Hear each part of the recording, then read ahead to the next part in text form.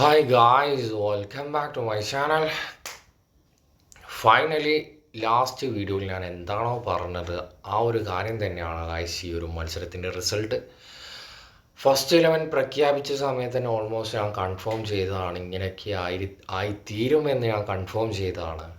പ്രത്യേകിച്ച് എനിക്ക് ഈ എക്സ്പെക്റ്റേഷനോ എക്സൈറ്റ്മെൻറ്റോ ഒന്നും ഉണ്ടായിരുന്നില്ല. റയൽ മാഡ്രിഡ് അവസാന എൽ ക്ലാസിക്കോ മത്സരം നമ്മൾ കണ്ടതാണ്. അതിൽ എന്തൊക്കെ മിസ്റ്റേക്സ് ആണോ വന്നത് എന്നുള്ളത് നമ്മളെല്ലാവരും കണ്ടതാണ്. പക്ഷേ ഈ ഒരു മാച്ചസിലേക്ക് വരുമ്പം കാർലോ അത് തന്നെ പ്രതീക്ഷിച്ചു. ആൻസി ഫ്ലിക്ക് എന്ന തന്ത്രപരമായ നീക്കം തന്നെയായിരുന്നു ഈ ഒരു വിജയം എന്ന് ഞാൻ കരുതുന്നു. അത്രയും പെർഫെക്റ്റ് ആയിട്ടാണ് ഈ ഒരു സ്ക്വാഡ് ബിൽഡ് ചെയ്തിരിക്കുന്നത്. ആദ്യം എംബാപ്പെ ഗോൾ സ്കോർ ചെയ്യുന്നു, അതിനുശേഷം അവരുടെ ആ ഒരു ഗെയിം പ്ലേ എന്ന് തന്നെ മനസ്സിലാക്കാൻ അത്രയും കോൺഫിഡൻസ് ഉണ്ട്, എന്തായാലും തിരിച്ചടിക്കാൻ സാധിക്കുമെന്നുള്ള ഒരു കോൺഫിഡൻസ് ഉണ്ട്.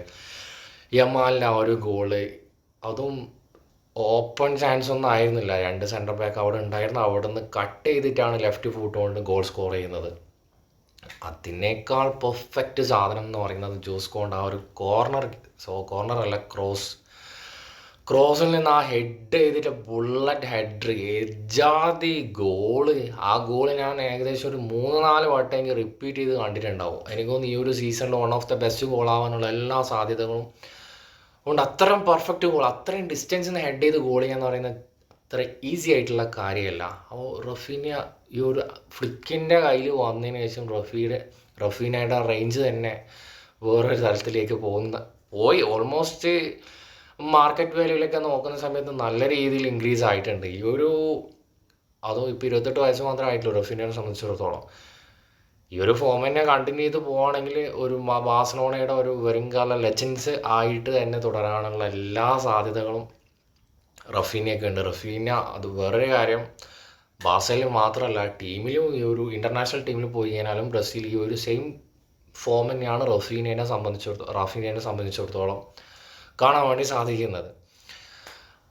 അതിനുശേഷം ഒരു ഗോൾ അടിച്ചു, 2 ഗോൾ അടിച്ചു, 3 ഗോൾ അടിച്ചു. ഗോൾ അടിക്കുന്നതിന് ഇവർ ഡിഫെൻസീവ്ലി ഫോക്കസ്ഡ് ചെയ്ത് കളിക്കുകയല്ല, ഗെയിം പ്ലേ ചേഞ്ച് ചെയ്യുന്നില്ല. എന്താണോ ആദ്യം ചെയ്തത് അത് തന്നെയാണ് ബാക്ക് ടു ബാക്ക് ചെയ്തുകൊണ്ടിരിക്കുന്നത്. അല്ലാണ്ട് ഒരു ഗോള് 2 ഗോൾ സ്കോറിന് മുന്നിലാണ് നിൽക്കുന്നതെന്ന് വെച്ചിട്ട് ഇനി ഓക്കെ ഡിഫെൻസീവ്ലി കളിക്കാമെന്ന് വിചാരിച്ചിട്ട് ആ ഒരു ഗെയിം പ്ലേ യാതൊരു ഒന്നും ചേഞ്ച് ചെയ്തതായിട്ട് കാണാൻ വേണ്ടി സാധിച്ചില്ല. എഗെയിൻ റെഡ് കാർഡ് കിട്ടിയിട്ട് പോലും ആ ഒരു ഫ്രീ കിക്ക് ഗോളല്ലാതെ വേറെ എന്ത് തേങ്ങയാണ് മാഡ്രിഡിന് ചെയ്യാൻ പറ്റിയത്? ഇത്രയും വലിയൊരു സ്ക്വാഡ് ഉണ്ടായിട്ടും നിങ്ങളൊന്ന് ചിന്തിക്കേണ്ട കാര്യം, പേര് കേട്ട സെൻറ്റർ ബാക്ക് അല്ല ബാഴ്സലോണയ്ക്കുള്ളത്. കുബാസി, അതുപോലെ വേറെ പേര് തന്നെ എനിക്ക് മര്യാദയ്ക്ക് ഓർമ്മയില്ല. പിന്നെ ബാൽഡിനെ അറിയാം, ലെഫ്റ്റ് വിങ്ങിൽ കളിക്കുന്ന ജൂസ്കോണ്ട ഓൾമോസ്റ്റ് ഫേമസ് ആയ പ്ലെയർ തന്നെയാണ്. മിഡ്ഫീൽഡിലേക്ക് വരുമ്പം ഗവിക്കൊക്കെ എത്ര വയസ്സ് നമ്മൾ ആലോചിക്കണം. പെഡ്രി പിന്നെ ഓൾമോസ്റ്റ് ആ ഒരു റേഞ്ചിൽ നിൽക്കുന്ന പ്ലെയർ തന്നെയാണ്. ഈ ഒരു റിയൽ മാഡ്രിഡ് പ്ലെയറുമായിട്ട് ഇത് കമ്പയർ ചെയ്യുന്ന സമയത്ത് യാതൊരു വിധത്തിലും ഒരിക്കലും നമ്മളത് ആക്സെപ്റ്റ് ചെയ്യാൻ വേണ്ടി സാധിക്കില്ല.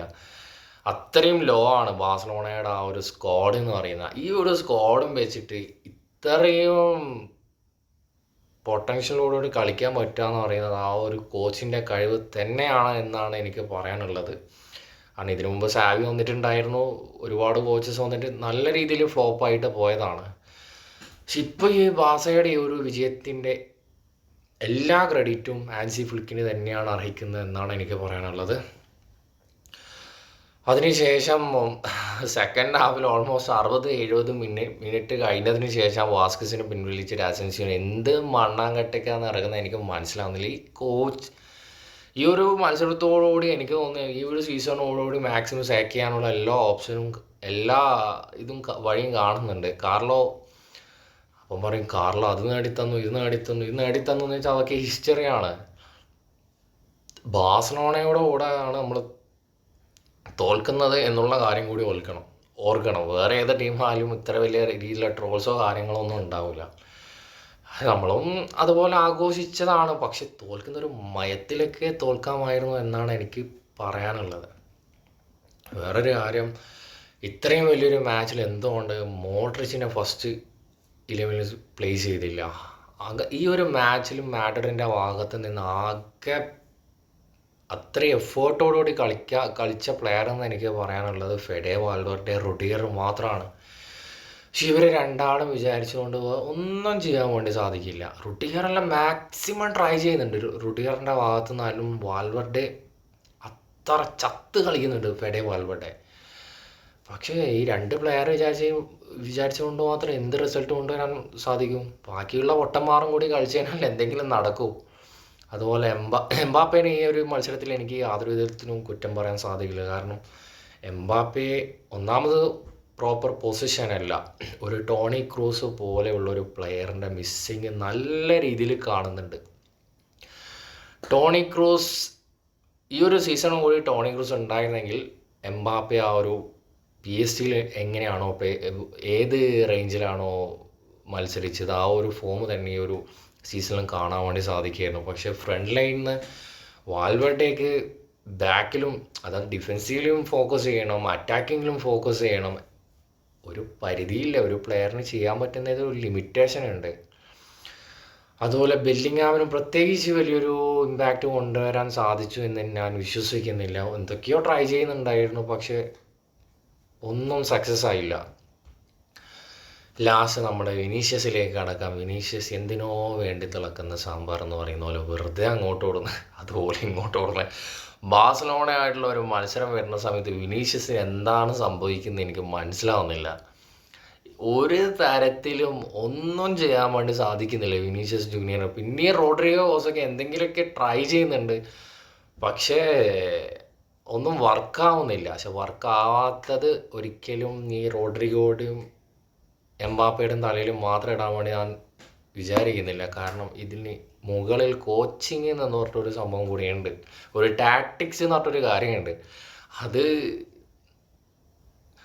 പ്രാക്ടീസിൽ അത് ട്രെയിനിങ്ങിൽ അത് സെറ്റ് ചെയ്ത് കൊണ്ടുവരേണ്ട കാര്യമാണ്. അതൊരിക്കലും ഗ്രൗണ്ടിൽ പ്ലേ ചെയ്യാൻ പോകുന്ന ആ ഒരു സിറ്റുവേഷനിൽ ഒരു ടാക്ടിക്സ് എങ്ങനെയാണ് ഗെയിം പോകുന്നതിനനുസരിച്ചിട്ട് ആ ഒരു സമയത്ത് ചേഞ്ച് ചെയ്തതിനെ കൊണ്ട് യാതൊരുവിധ റിസൾട്ടോ കാര്യങ്ങളോ ഉണ്ടാവില്ല.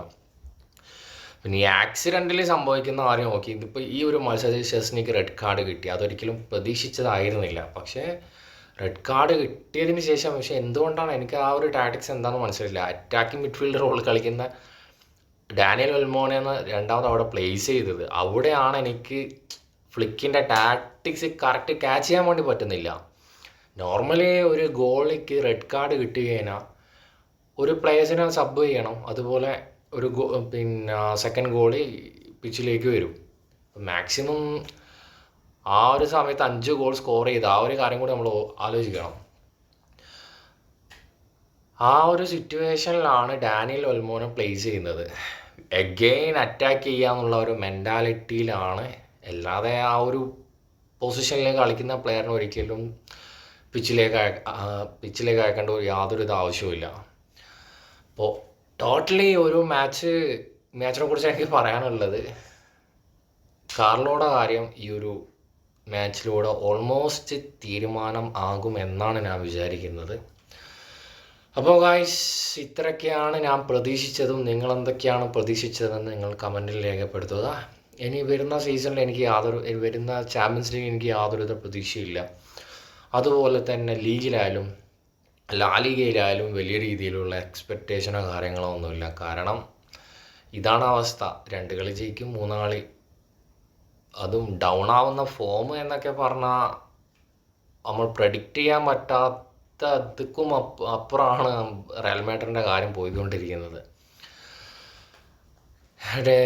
വരുന്ന ട്രാൻസ്ഫറിൽ എന്തായാലും ടോണി ക്രൂസിൻ്റെ ആ ഒരു പ്ലേയിങ് സ്റ്റൈലുള്ള ഒരു പ്ലെയേഴ്സിനെ കൊണ്ടുവരാൻ സാധിച്ചില്ലെങ്കിൽ, അതുപോലെ ഒരു പ്രോപ്പർ സെൻറ്റർ ബാക്ക്, ഒരു ക്രിസ്ത്യൻ റൊമേറോ ഓർ വേർജിൻ വാൻഡയ്ക്ക് പോലുള്ള ഒരു പ്ലെയറിനെ കൊണ്ടുവരാൻ സാധിച്ചില്ലെങ്കിൽ ഇത് തന്നെ ആയിരിക്കും അവസ്ഥ. മുന്നോട്ടുള്ള മത്സരത്തിൽ ഒന്നും എക്സ്പെക്റ്റ് ചെയ്യേണ്ട കാര്യമില്ല. അപ്പോൾ ഇതൊക്കെയാണ് എനിക്ക് പറയാനുള്ളത്. ഒരു കാര്യം കൂടി പറയാൻ പറ്റും, നമ്മളെ ഫെർലാൻ മെൻഡി പിച്ചിൽ ഉണ്ടായിരുന്നോ എന്ന് പോലും ഞാൻ കണ്ടിട്ടില്ല. നിങ്ങൾ ആരെയും ഈ വിനീഷ്യസിനെ പറഞ്ഞ പോലെ തന്നെയാണ്, വെറുതെ അങ്ങോട്ട് ഓടുക, വെറുതെ ഇങ്ങോട്ട് ഓടുക. സെക്കൻഡ് ഹാഫ് കഴിഞ്ഞതിന് ശേഷം ആ ഫ്രാങ്ക് കാർഷ്യനെ ആദ്യ 11 ഇറക്കിയിട്ടുണ്ടെങ്കിൽ ചങ്ങായി എന്തെങ്കിലുമൊക്കെ ചെയ്യായിരുന്നു. ഇത് എത്ര സീസണായിട്ട് എന്താണ്? ഏതെങ്കിലും ഒരു കളി നല്ല രീതിയിൽ ഫോം ആവും. ആ ഒരു ഫോം വെച്ചിട്ട് കോൺട്രാക്ട് എക്സ്റ്റെൻഡ് ചെയ്യും. പിന്നെ ബാക്കി വരുന്ന എല്ലാ കളിയിലും ഫോം ഔട്ടായിരിക്കും. ഇത് തന്നെയാണ് മെൻഡിയുടെ കാര്യത്തിൽ ഞാൻ കണ്ടുകൊണ്ടിരിക്കുന്നത്. ചൗമിനെ കുറിച്ച് പ്രത്യേകിച്ചൊന്നും പറയാൻ വേണ്ടി പറ്റില്ല, കാരണം പുള്ളിക്കാരൻ്റെ പൊസിഷൻ അതല്ല. അപ്പോൾ ചൗമിനെ കുറിച്ച് പ്രത്യേകിച്ചൊന്നും പറയുന്നില്ല. വാസ്കസ്, അതുപോലെ ഒരു സെൻറ്റർ ബാക്ക്, ഒരു സെൻട്രൽ മിഡ്ഫീൽഡർ മസ്റ്റായിട്ട് സൈൻ ചെയ്തിട്ടില്ലെങ്കിൽ ഇതൊക്കെ ആയിരിക്കും വരുന്ന സീസണിൽ കാണാൻ വേണ്ടി സാധിക്കുക. അപ്പോൾ ഗൈസ്, നെക്സ്റ്റ് വീഡിയോയുമായി വീണ്ടും കാണാം.